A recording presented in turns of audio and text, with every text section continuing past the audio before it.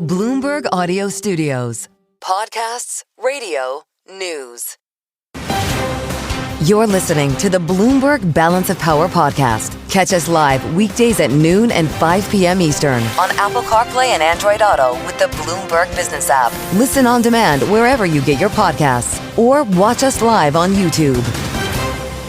Only Tuesday, and already we have a lot of tariff news we're grappling with and more tariff news we're expecting over the course of the next week or so, as it is at the end of this week, not even August 7th, when the U.S. is set to start collecting higher levies on a number of trading partners after they were told what tariff rate on their exports would be charged last Friday on August 1st. Then, of course, there's the August 12th deadline that the current détente between the U.S. and China is set to expire at, and in the next week or so.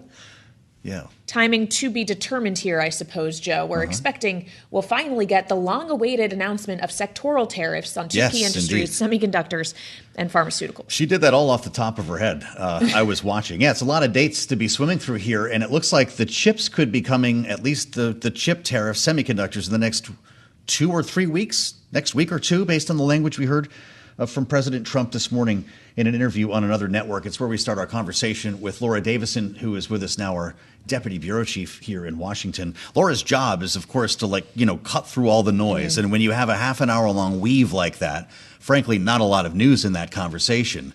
But this one got our attention, and it's something that investors have been waiting for. Was there anything new when it came to chip tariffs? Do we have a number? Do we have a more exact timeline? We don't, other than it is a week or so in Trump world. That can mean a week or it could mean months. But he's made several comments now in recent weeks that, kind of by the end of the month, that this is sort of something that the USTR, U.S. Trade Rep, is getting close to. This is one of those, we're going to get a little nerdy here, the 232 tariffs. These are the ones that are about a national emergency. These are the ones that have staying power. This is the same authority he used in his first term. So these are not likely to get caught up in the courts. The reciprocal tariffs, those tariffs that are on countries, those are the ones that could get a little bit tricky. And you're starting to see the White House think about, okay, if the courts come down and strike down some of these, how do we implement our tariff strategy in a way that the courts will uphold? That's going to be, after we get through this spate of dates of different deadlines coming up, that's kind of the long-term strategy of what's going on at the White House. Yeah, it's a good point that there's a massive legal question around the use of the IEEPA authority to implement these kind of tariffs broadly on countries, like, for example, Laura, Switzerland, which, of course, last week learned it was going to be paying a 39% tariff, or rather that tariff would be charged on its exports to the United States. Surprising Switzerland to the extent that now the Swiss president is rushing to D.C. to try to get something of a better deal. Is this likely to go anywhere, or is it 39% starting to be collected on the 7th, just 2 days from now? This is entirely up to Trump. The reason they are at a 39% tariff is because of a call that went badly with the Swiss president last week ahead of that August 1st deadline, where they really were talking about trade deficits, things that the U.S. President Trump did not want to hear at all. They're trying to rectify that now. I anticipate the tone of this conversation is going to be a lot different, but will there be enough groveling for Trump to say, okay, we'll bring you down to more in line with other EU nations? Well, apparently they're showing up without an invitation. Is that correct? From the White House? You just get on a plane and hope for the best, knock on the door. Will the president let them in? We will see. This is really a sort of a high-stakes negotiation. Trump, however, loves this. He loves when people, kind of come to him, sort of, our supplicants are asking for his forgiveness. He has a public event this afternoon. He's signing an executive order.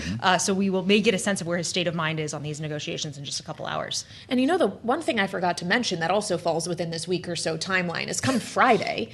That's the deadline he gave Russia to agree to a ceasefire in Ukraine or else implement secondary tariffs or secondary sanctions. I'm not sure we have full clarity, Laura, as to what exactly he is willing to implement on Friday if there is no agreement, even as we learned that Russia is at least considering an air truce with Ukraine, even if not a full ceasefire. And even before then, he said he would put more tariffs on India within the next 24 hours because of their purchases of Russian oil. So you have all of these, as Joe said, a weave of tariffs that's coming together that makes it very difficult for markets to figure out what's coming. These timelines are all subject to Trump's whims, and this is just a very, very difficult moment. And that's why we're seeing some of this economic data come in lower than expected. Services were lower. We also saw, of course, the very infamous now jobs report last week. How much of this is purposeful in its confusion to keep, I guess, our trading partners or maybe other countries on their heels to some extent, as opposed to changing the subject from Jeffrey Epstein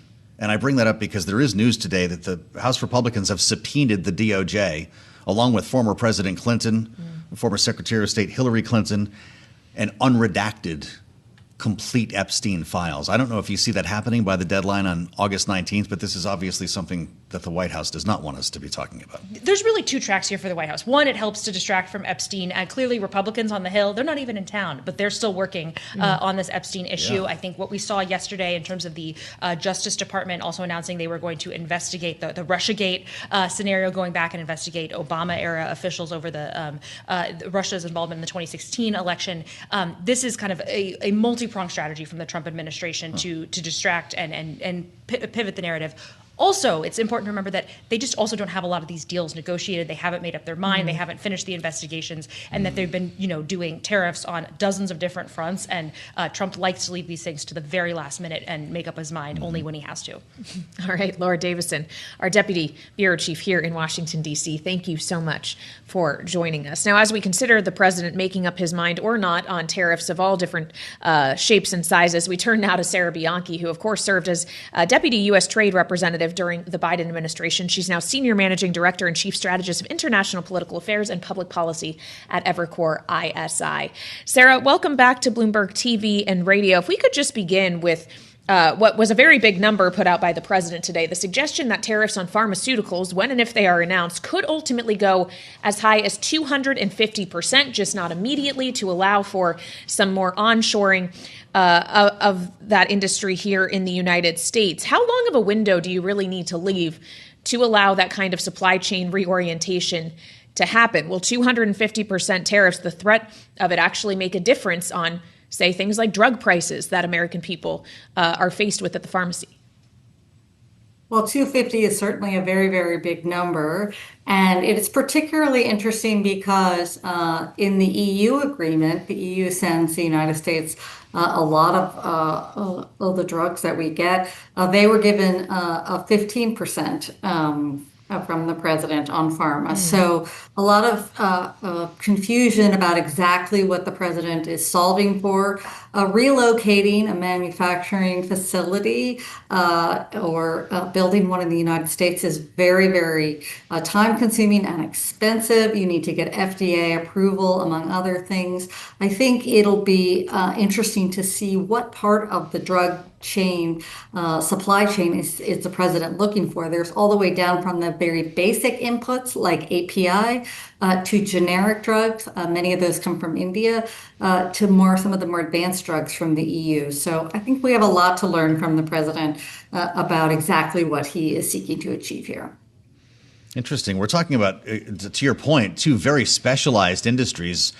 And you've already expressed that when it comes to pharma. When you talk about chips as well, it takes a very long time to build a chip foundry. And there seems to be an expectation in the White House that these things can happen, including auto manufacturing back in the U.S., very quickly. You throw a switch and we're making iPhones here in the United States. What would be more difficult to reshore, chips or pharmaceuticals?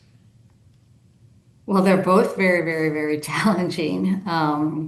Their chips may be even more complex, but they're both very, very difficult and not totally clear that there will be a cost advantage of doing that. I think with the chips investigation, really what I'm looking for is how much is the president looking to just tariff the chips themselves that come in? That's more in the $50 billion range.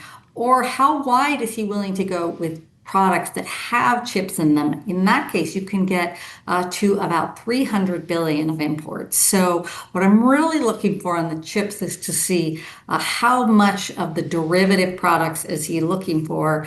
And if not, again, you might find that what the tariffs encourage is countries to send chips to other places first and have them embedded in a product and then come to the U.S. So how these tariffs are designed makes a big difference in how the industry responds. Mm-hmm. Well, as you talk about chips being embedded in other products, it reminds me of the idea of where things are originating, in what form or from where they ultimately come to the United States. Knowing, Sarah, part of what is set to be collected beginning August 7th is also a 40% tariff on transshipped goods, though we've lacked a great deal of clarity as to how exactly those rules would be designed, how they would be tracked and implemented. What is your expectation? How difficult is it actually to get accurate transshipment information and charge a levy accordingly? Well, you have to it's very difficult. What you have to first do is decide, again, what are you trying to solve for? There are some areas where I think there's just abuses now, where things come, say, from China, and they really aren't transformed much in another country, and then they make it on their way to the United States. That kind of crackdown is really just is just more of a customs enforcement thing than anything else. But alternatively, the president could be looking for something like, oh, what about a Chinese factory that's fully built in Vietnam, in Mexico? This is something that the Biden administration looked at around steel. We started to see more Chinese steel come in through Mexico. Or are you trying to solve for BYD? You really have to define here, what problem am I solving for? Am I literally talking about any Chinese ownership? And then design your policy accordingly. And transshipment is one where the definitions could certainly run the gamut. Interesting data today as we find the U.S. trade deficit narrowed in June to the tightest since September of 2023. It is happening. The trade gap down 16% from the prior month to just over $60 billion, lower than expected. To what extent will this trend continue? Well, certainly, if you tariff things at very high rates, you do get less of them. And particularly while remember, over this period, we've had a lot of different policies in place, and we had some pre-ordering that happened in advance of the month that could be. So I would say I'd want to see the data for a few more months to see if we can cut out some of the noise as the policy has adjusted. But in general, we should see the trade deficit down. That's obviously a metric that this administration cares a lot about. There's a lot of other metrics that are relevant as well, but on this one, sure, the trade deficit should marginally come down. Well, and we know that deficits in many ways factor into the calculations the administration has made when setting tariff rates on individual countries. Sarah, to what extent should we expect a dramatic reduction in those actual structural deficits or surpluses, depending obviously on what country we're talking about? But is this an achievable aim to try to bring all of those down substantially? It really depends. I mean, one of the reasons a lot of people don't just look at trade deficits across the board as a meaningful metric, even though this administration takes them quite seriously, is it can tell you a lot of different things about what's going on. So, for example, from Canada, we get a lot of energy in the United States, pretty cost effective. That's one that's been exempted from some of the tariffs. So that deficit should persist. I think that's probably good for both economies. In other places where you were talking about, the Swiss, sure, they're going to send a lot more things. So it really depends on the country. It depends what composition of their exports to the U.S. are sectoral.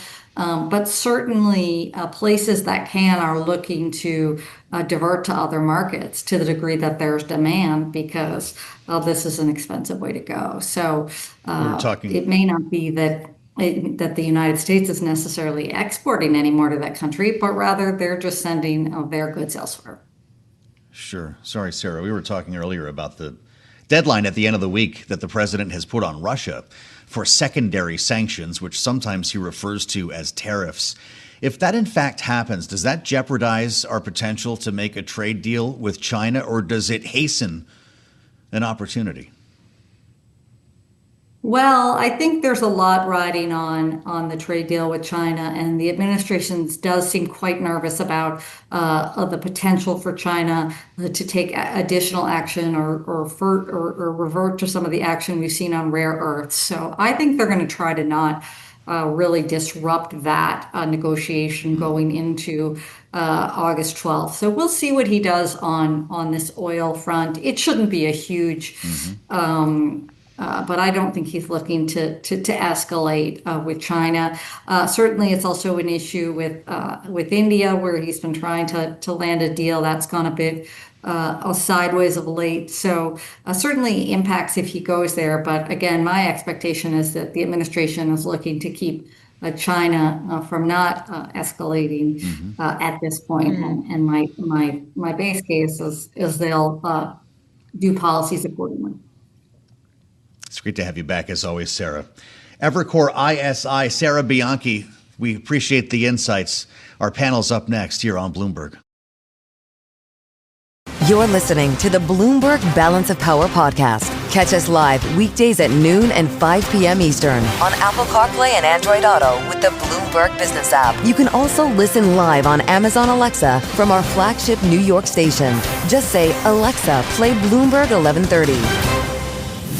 Town is a whole lot less crowded as it is August, which means Congress is on recess. Both the Senate and the House are either traveling on Codels or home in their districts talking to their constituents. And in the case of several Republican lawmakers who have decided to hold town halls with their constituents in recent days, it hasn't necessarily gone incredibly well as they try to tout what they see as the positives of the one big beautiful bill that they all just voted for.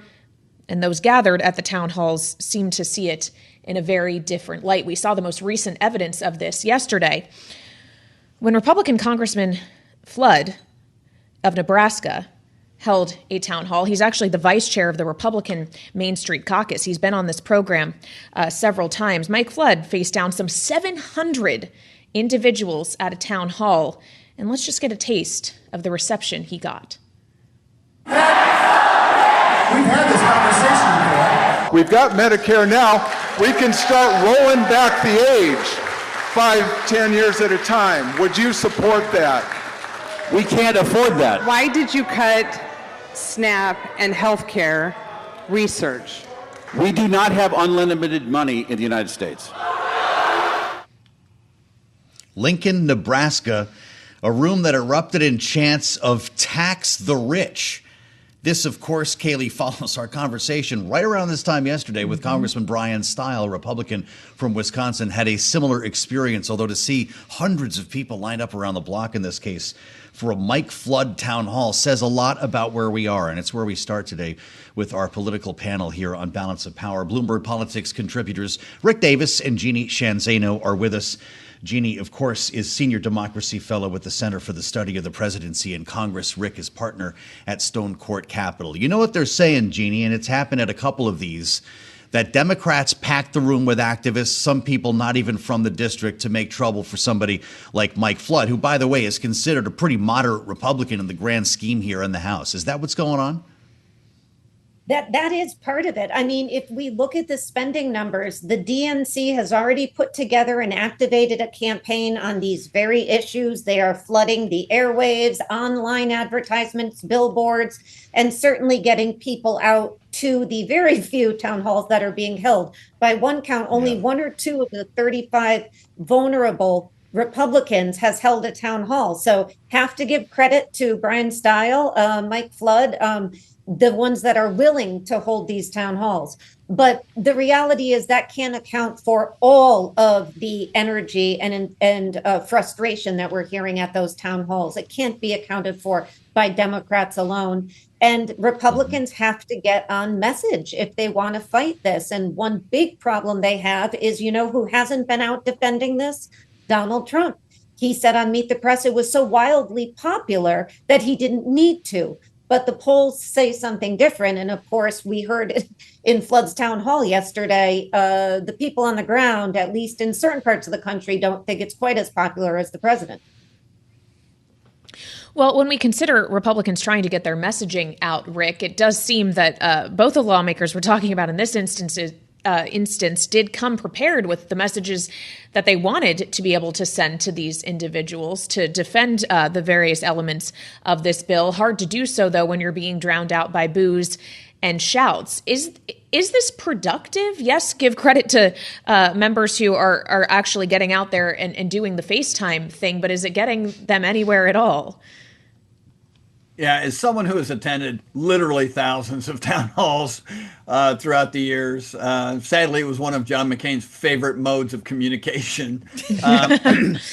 Letting off some steam is a good thing from time to time, right? I mean, like part of what happens at these is your constituencies have a chance to sort of voice their own opinion in addition to you out there selling what you've just done.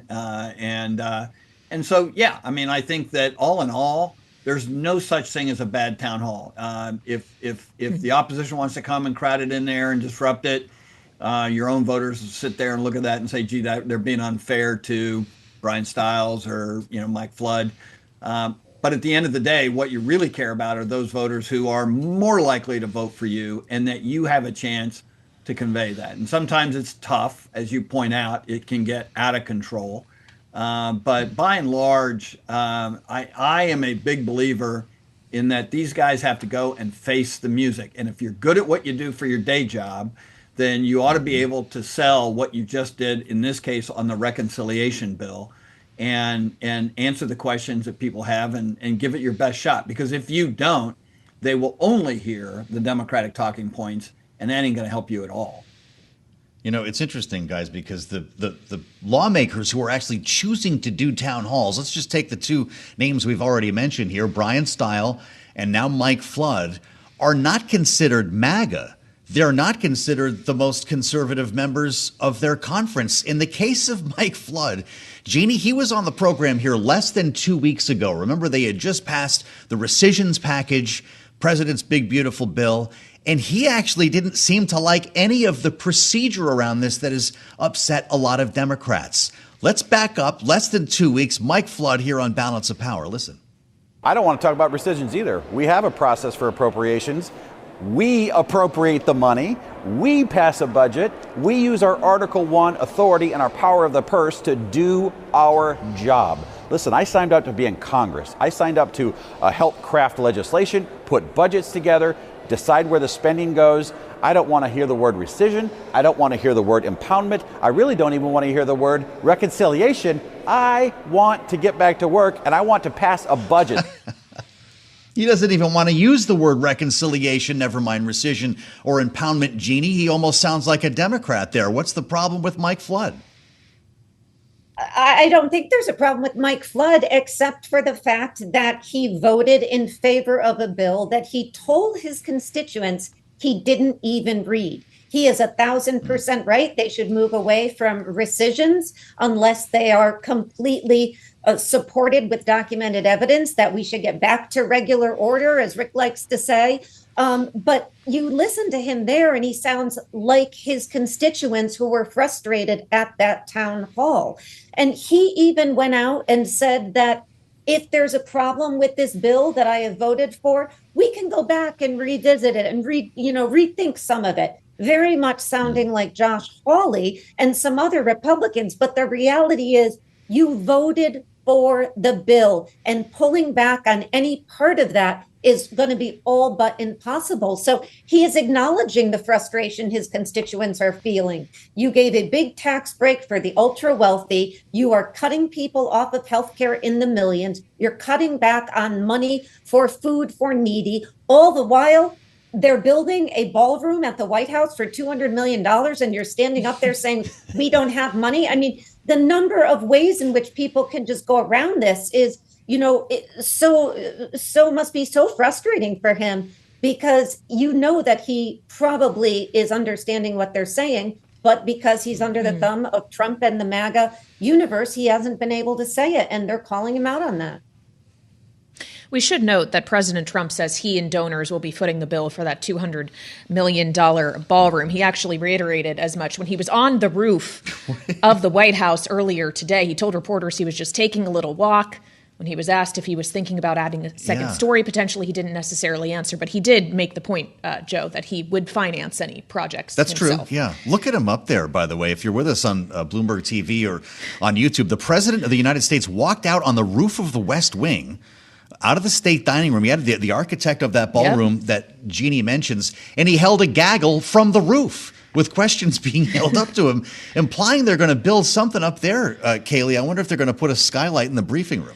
I guess we're all going to have to stay tuned on the latest White House renovation project. They are numerous. Apparently, there's more gilding going into the Oval Office as well. We've got the flagpoles. Did you hear We've about got the that? Rose They're Garden. doing the ceiling now, I guess. Yeah, more gold. To get back to what we were just discussing, though, roof adventure aside, Rick, as we consider the messaging around this bill, the struggle Republicans are finding themselves in and trying to defend their positions on this, what does this all mean in reality for 2026? Because some of those unpopular provisions that Jeannie was just referring to won't have even actually been implemented by the time the midterms roll around. So as angry as people might be now, do you see that lasting until next November when they haven't felt the effects yet?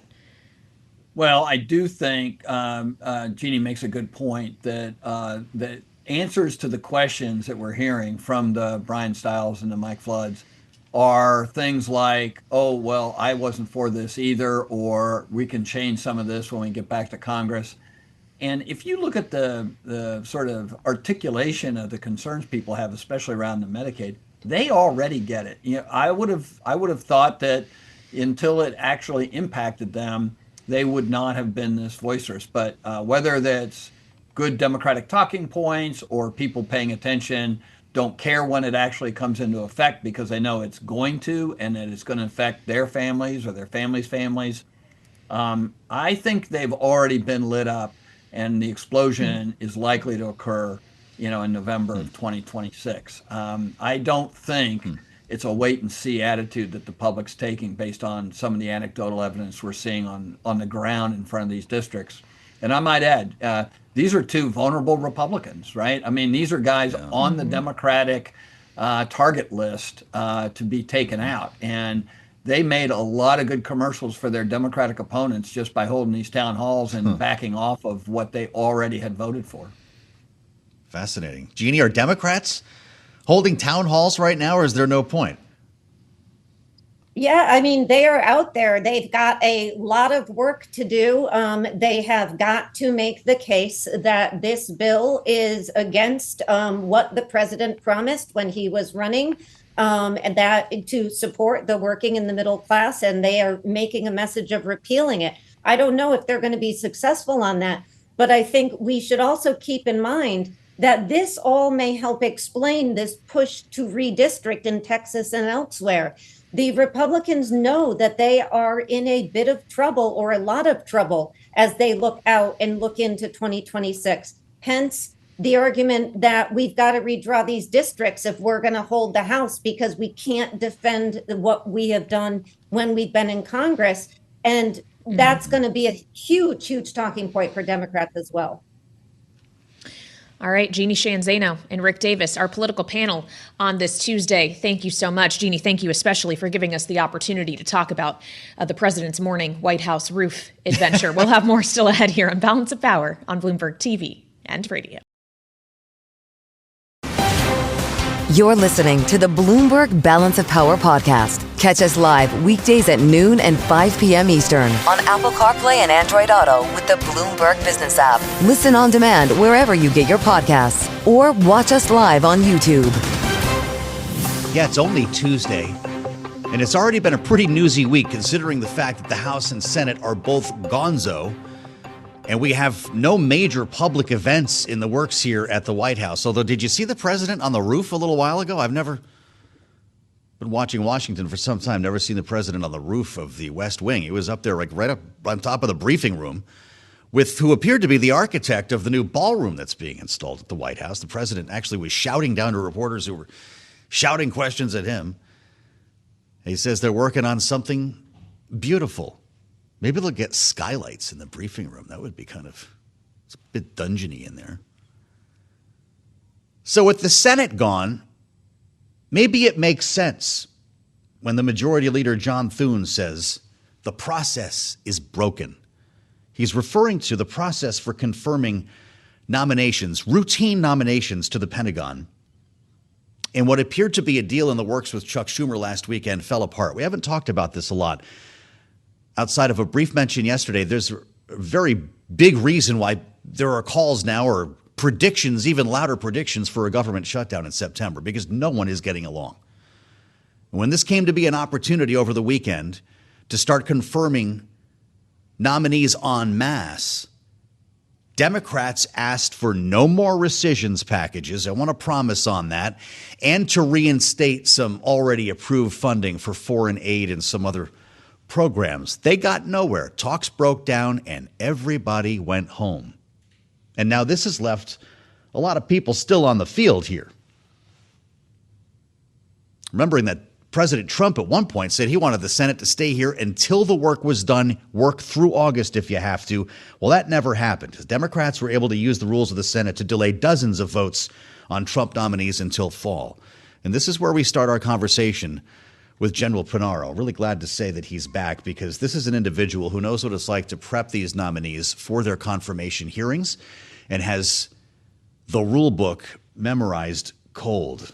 Retired Marine Corps General, former staff director of the Senate Armed Services Committee, General Arnold Pinaro, welcome back to Bloomberg. It's great to see you, sir. Is John Thune right? The process is broken?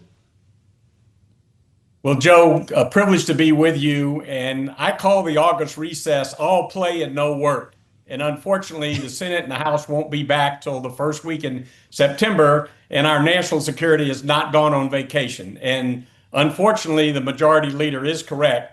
The process has deteriorated and broken down over the years. And as you've said on your program often, the world is more dangerous and unstable than the peak of the Cold War. And we need these senior people in the key national security jobs on the job and not sitting in confirmation purgatory in the U.S. Senate where they are today. The administration, the president has nominated 55 of the 65 presidentially appointed Senate confirmed individuals that run DOD, a record for this point in any administration, and yet only 15 of them have been confirmed by the Senate. We left 14 pending on the Senate executive calendar that should have been confirmed by unanimous consent and voice vote. There's another 24 in the Armed Services Committee awaiting processing in the DOE nuclear complex that runs our nuclear weapons surety and safety and provides the warheads that we need for strategic nuclear deterrence. 4 of the 5 are pending in the Senate, and yet Brandon Williams, who's going to run the Nuclear Security Administration, has been pending since January 20th, and very capable, very experienced individual. And so we are really, it is broken. I think that the majority leader, unfortunately, is absolutely correct. It is broken. Well, there's a move now by Senate Republicans to consider changes to the rules of the Senate that would allow them to move without Democrats, essentially a simple majority here, approve the president's nominees on their own. Does that need to happen next? Well, you actually have a simple majority now, but the simple majority you have now, one, when they won't agree to do anything by unanimous consent or voice vote, which has been the standard for these non-controversial national security nominations in every administration, you have to file cloture, and cloture is a majority vote.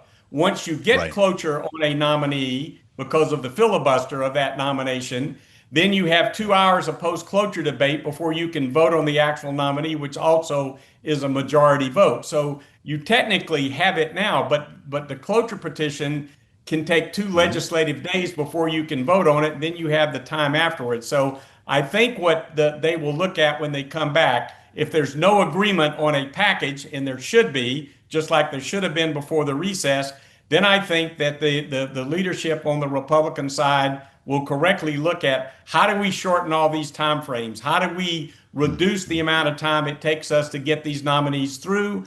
And how do we do more at a time than just one at a time? So I think all of those things will be on the table.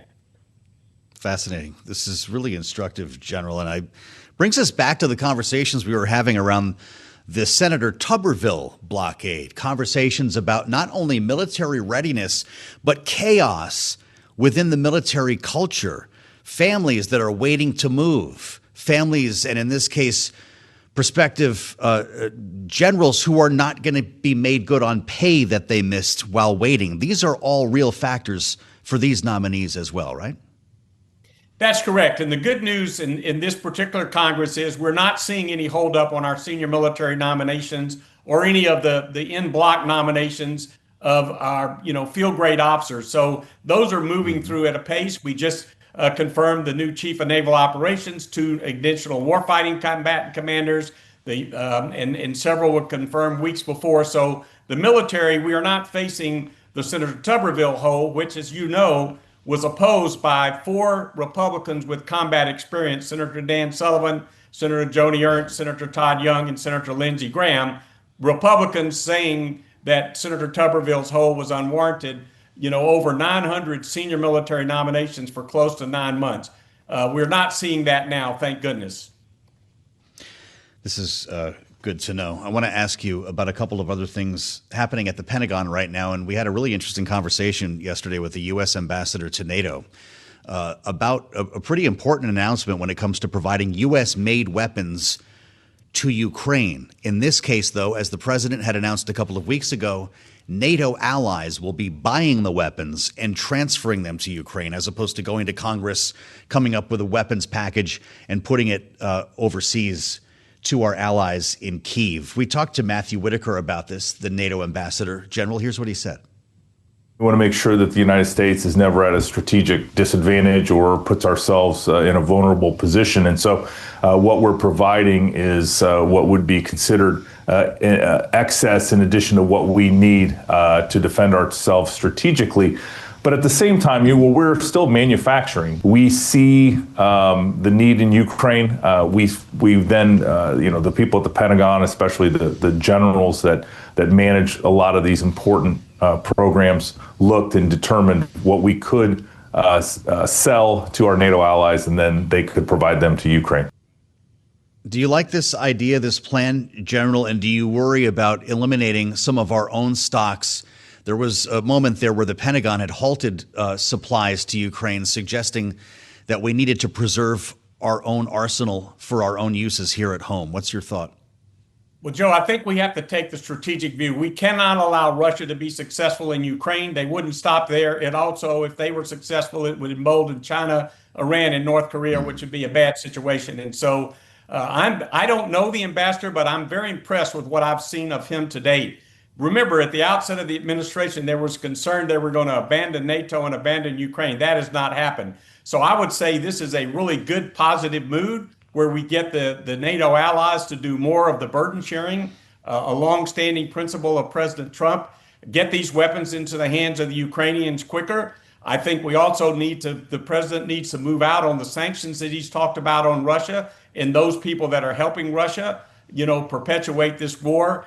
And I think also the Deputy Secretary of Defense, Steve Feinberg, is working with our munition suppliers to significantly enhance. And if you look at the reconciliation bill that passed the House and the Senate, marked up by the 2 authorizing committees, of substantial increases in our munitions, and our industry is getting ready to roger up to really beef that up. So I think a combination of all of these factors are all needed. You can't just do one. I think all of the above is necessary. It's time to roger up, says the general. We just got a headline while we're talking here.